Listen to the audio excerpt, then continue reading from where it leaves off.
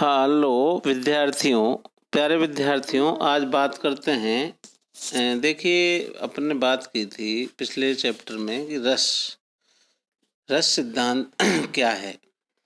तो इस पर अपन ने चर्चा की कि आचार्य भरत मुनि ने अपने प्रमुख ग्रंथ नाट्यशास्त्र में रस की परिभाषा दी है। इसी में अगला जो प्रश्न है, कई बार पूछा जाता है कि साधारणीकरण का सिद्धांत। देखिए, विभिन्न विद्वानों ने, पाश्चात्य विद्वानों ने साधारणीकरण सिद्धांत के बारे में अपने मत जो रखे हैं, उसमें भट्टनायक का मत है कि भावकत्यम साधारणीकरणम तेन ही व्यापारेण विभावाद्याय स्थायी च साधारणीक्रियन्ते। अर्थात भावकत्व साधारणीकरण है। इस व्यापार से विभावादि और स्थायी भावों का साधारणीकरण होता है। साधारणीकरण के कारण सीता आदि विशेष पात्र,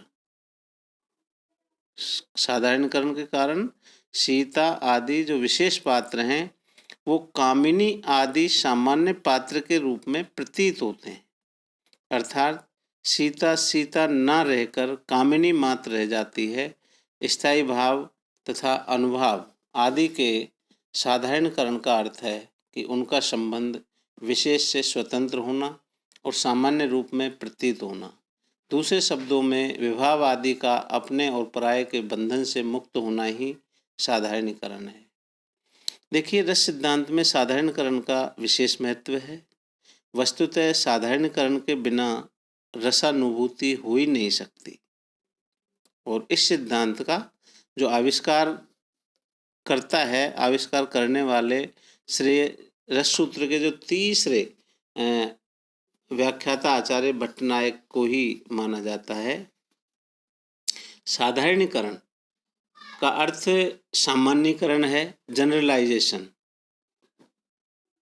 इस प्रक्रिया में साधारणीकरण का विशेष प्रक्रिया में विभावादि का विशेषत्व समाप्त हो जाता है और वे सामान्य प्रतीत होने लगते हैं। अर्थात शकुंतला न रहकर कामिनी मात्र रह जाती है। रंगमंच पर यशोदा कृष्ण के प्रसंग में यशोदा कृष्ण के प्रति वात्सल्य भाव का अनुभव करती है। इस नाटक को देखने वाले दर्शक भी कृष्ण की चेष्टाओं को देखकर वात्सल्य का अनुभव करते हैं। दूसरे शब्दों में ये कहा जा सकता है कि काव्य में वर्णित आश्रय कौन है? यशोदा के साथ दर्शक सामाजिक की अनुभूति का तादात्म्य हो जाता है। साथ ही कृष्ण केवल यशोदा के पुत्र न रहकर सबको अपने पुत्र प्रतीत होते हैं। अर्थात सबके वात्सल्य भाव का आलंबन बन जाते हैं। इस प्रक्रिया को साधारणीकरण कहते हैं। छात्रों, ये आपने अभी सुना कि साधारणीकरण का जो अर्थ है वो सामान्यीकरण है। इस प्रक्रिया में विभावादि का विशेषत्व समाप्त हो जाता है और वे सामान्य प्रतीत होने लगते हैं। अर्थात शकुंतला न रहकर कामिनी मात्र रह जाती है। रंगमंच पर यशोदा कृष्ण के प्रसंग में यशोदा कृष्ण के प्रति वात्सल्य भाव का अनुभव करती है। इस नाटक को देखने वाले दर्शक भी कृष्ण की चेष्टाओं को देखकर वात्सल्य का अनुभव करते हैं। दूसरे शब्दों में कहा जा सकता है कि काव्य में वर्णित आश्रय यशोदा के साथ दर्शक सामाजिक की अनुभूति का तादात्म्य हो जाता है। साथ ही कृष्ण केवल यशोदा के पुत्र न रहकर सबको अपने पुत्र प्रतीत होते हैं। अर्थात सबके वात्सल्य भाव का आलंबन बन जाते हैं। इस प्रक्रिया को ही साधारणीकरण कहते हैं, जनरलाइजेशन कहते हैं। देखिए, भट्टनायक के मत पर अभी अपन ने चर्चा की कि भावकत्व साधारणीकरणम तेन ही व्यापारेण विभावाद्या स्थायी च साधारणीक्रियन्ते। अर्थात भावकत्व साधारणीकरण है। इस व्यापार से विभाव आदि और स्थायी भावों का साधारणीकरण होता है। साधारणीकरण के कारण सीता आदि विशेष पात्र कामिनी आदि सामान्य पात्र के रूप में प्रतीत होते हैं। अर्थात सीता न रहकर कामिनी मात्र रह जाती है।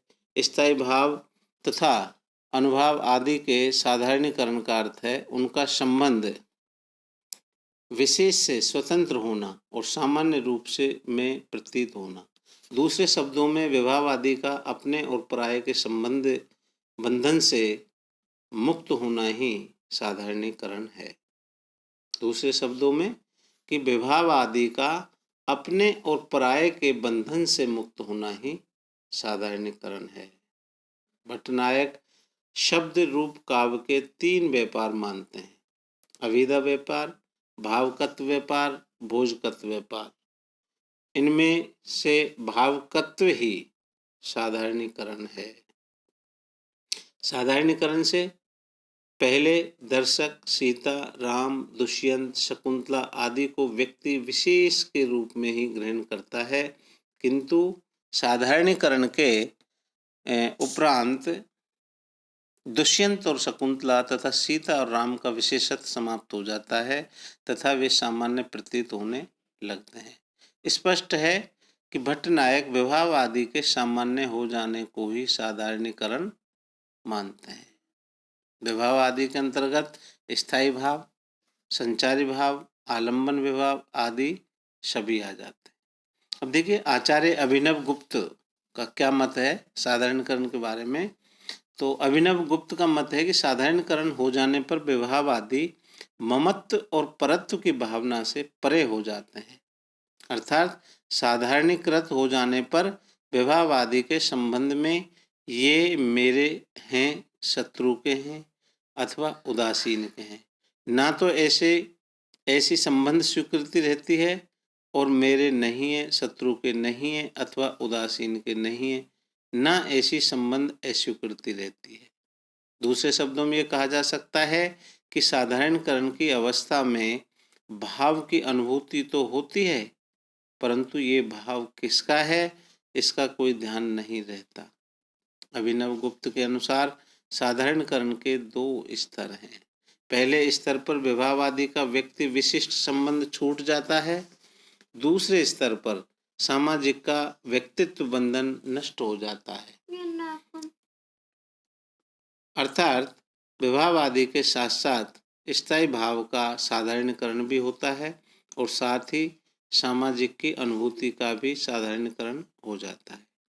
स्पष्ट है कि आचार्य अभिनव गुप्त विभाव आदि का ममत्व परस संबंध से अलग होना ही साधारणीकरण मानते हैं। देखिए आचार्य विश्वनाथ का मत है कि साधारणीकरण के संबंध में आचार्य विश्वनाथ ने परस्य ने परस्यति ममेति ने ममेति च तदा स्वादे विभावादे परिच्छेदो न विद्यते। अर्थात विभाव आदि का अपने पराये की भावना से मुक्त हो जाना ही साधारणीकरण है। विभाव आदि के संबंध में ये मेरे अथवा मेरे नहीं है, दूसरे के हैं अथवा दूसरे के नहीं है, इस प्रकार का विशेषीकरण नहीं होता। आचार्य विश्वनाथ ने साधारणीकरण के प्रसंग में पाठक का आश्रय के साथ तादात्म्य ही माना है। गुलाब राय जी का मत है कि आचार्य विश्वनाथ आश्रय, आलंबन, स्थायी भाव, विभाव आदि सबका साधारणीकरण मानते हैं। देखिए आचार्य रामचंद्र शुक्ल का क्या मत है। आचार्य रामचंद्र शुक्ल ने चिंतामणि में साधारणीकरण संबंधी अपना मत प्रस्तुत करते हुए मौलिक ढंग से विचार व्यक्त किया है।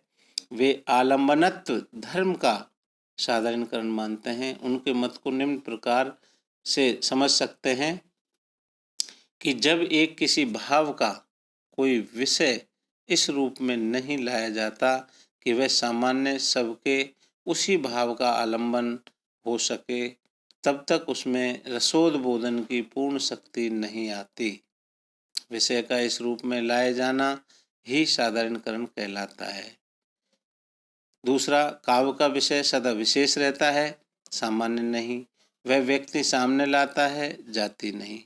साधारणीकरण का अभिप्राय यह है कि पाठक या श्रोता के मन में जो भाव विशेष या वस्तु विशेष आती है, वह जैसे काव्य में वर्णित आश्रय का आलंबन होती है, वैसे ही सहृदय पाठकों या श्रोताओं के भाव का आलंबन हो जाती है। व्यक्ति तो विशेष ही रहता है, पर उसमें प्रतिष्ठा ऐसे सामान्य धर्म की ही रहती है जिसके साक्षात्कार से सब श्रोताओं या पाठकों के मन में एक ही भाव का उदय थोड़ा या बहुत होता है।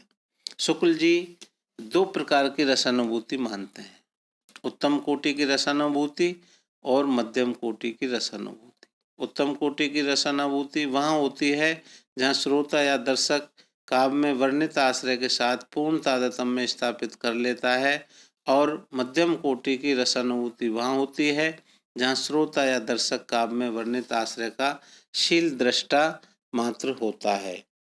देखिए, शुक्ल जी आलम्बनत्व धर्म का साधारणीकरण मानते हैं, और आचार्य श्याम सुंदर दास का मत है कि आचार्य श्याम सुंदर दास ने शुक्ल जी के साधारणीकरण संबंधी मत की आलोचना की है, और इस संबंध में अपना मौलिक मत उन्होंने दिया है कि श्याम सुंदर दास सहृदय पाठक अथवा श्रोता के चित्त का साधारणीकरण मानते हैं।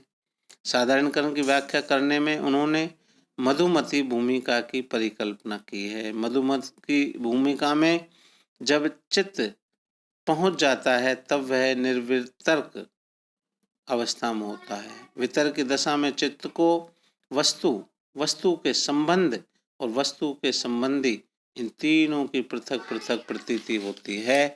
इसी को शब्द अर्थ ज्ञान भी कहते हैं। योगी जब मधुमती भूमिका में प्रवेश करता है तब उसका चित्त ज्ञान की निर्वितर्क अवस्था में रहता है, अर्थात उसे केवल वस्तु की प्रतीति होती है, वस्तु के संबंध और संबंधी की नहीं। साधारणीकरण की स्थिति भी इस मधुमती भूमिका जैसी है, इसलिए यहाँ पुत्र की प्रतीति केवल पुत्र के रूप में ही होती है। इस प्रकार प्रतीत होता हुआ पुत्र प्रत्येक सहृदय के वात्सल्य का आलंबन होगा। इस उदाहरण से स्पष्ट है। आचार्य श्याम सुंदर दास चित्त के एक तान और एक लय होने को साधारणीकरण मानते हैं, जिसके परिणाम स्वरूप आलंबन व्यक्ति संबंधों से मुक्त होकर साधारण प्रतीत होने लगता है। आचार्य श्याम सुंदर दास की दृष्टि विषय की अपेक्षा विषय की ओर अधिक रहती है। वे सहृदय के चित्त का साधारणीकरण मानते हैं। बाबू गुलाब राय के अनुसार श्याम सुंदर दास जी के मत में विषय की उपेक्षा हो जाती है, इसमें कोई संदेह नहीं है। रसानुभूति की दशा में सहृदय का चित्त एक तान एक लय हो जाता है और उसमें अपने पराये का भेदभाव नहीं रहता। अतः यदि पाठक या श्रोता के चित्त की दृष्टि से विचार किया जाए तो उनका सब मत ठीक प्रतीत होता है। देखिए, डॉक्टर नगेंद्र का इस संदर्भ में जो मत है साधारणीकरण के संबंध में डॉक्टर नगेंद्र का भी मत महत्वपूर्ण है। वे कवि की अनुभूति का साधारणीकरण मानते हैं। उनके मत को इस प्रकार समझ सकते हैं कि साधारणीकरण कवि की अपनी अनुभूति का होता है, अर्थात जब कोई व्यक्ति अपनी अनुभूति को इस प्रकार अभिव्यक्त कर सकता है कि वह सभी के हृदय में समान अनुभूति जगा सके, तो पारिभाषिक शब्दों में हम कह सकते हैं कि उसमें साधारणीकरण की शक्ति विद्यमान है। कवि को लोक हृदय की पहचान रहती है, इसलिए वह किसी विषय को इस रूप में प्रस्तुत करता है जिससे कि सबकी अनुभूति को जगा सके। विषय का रूप तो अज्ञात ही रहता है, किंतु कविगण अपनी अपनी भावना के अनुरूप उसका वर्णन करते हैं। कवि की इसी भावना का साधारणीकरण होता है। पाठक भी कवि की साधारणीकृत भावना का आस्वादन करता है। जिसे हम आलम्बन कहते हैं, वह वास्तव में कवि की अनुभूति का संवेद रूप है और कवि की मानसी सृष्टि है। उसके साधारणीकरण का अर्थ है कि कवि की अनुभूति का साधारणीकरण जो भट्ट नायक और अभिनव गुप्त का प्रतिपाद्य है। डॉक्टर नगेंद्र के इस मत से स्पष्ट है कि वे आलम्बन के साधारणीकरण का विरोध नहीं करते, परंतु यह मानते हैं कि वे आलम्बन के विरोध नहीं करते परंतु यह मानते हैं कि आलम्बन में भी साधारणीकरण की शक्ति कवि की इस अनुभूति के कारण ही आती है। गुलाब राय जी ने डॉक्टर नगेंद्र के मत को एकांगी बताया है। और निष्कर्ष देखिए क्या निकल कर आता है कि हिंदी विद्वानों ने साधारणीकरण के संबंध में जो मत व्यक्त किए हैं, इससे हम 3 निष्कर्ष निकाल सकते हैं। आचार्य रामचंद्र शुक्ल साधारणीकरण मानते हैं आलम्बनत धर्म का। भट्टनायक साधारणीकरण का सहृदय पाठक के श्रोता के चित्त का। साधारणीकरण कवि की अनुभूति का होता है, ये डॉक्टर नगेंद्र का मत है। वस्तुतः ये तीनों मत एक दूसरे के विरोधी न होकर एक दूसरे के पूरक ही हैं। शुक्ल जी की दृष्टि भाव पर ही है, जबकि श्याम सुंदर दास की दृष्टि श्रोता के चित्त पर है। अतः यह निष्कर्ष निकालना उचित होगा कि डॉक्टर नगेंद्र का मत दोनों का समन्वय करने वाला है और इसलिए अधिक उपयुक्त है। देखिए अगले उस पर चर्चा करेंगे टॉपिक पर